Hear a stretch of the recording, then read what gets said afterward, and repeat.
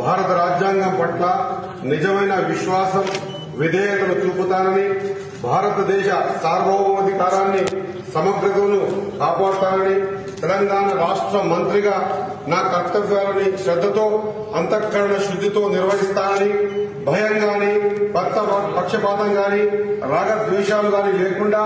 రాజ్యాంగాన్ని శాసనాలను అనుసరించి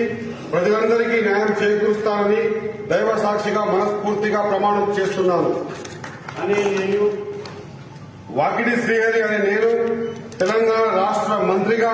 నా పరిశీలనకు వచ్చిన లేదా నాకు తెలియవచ్చిన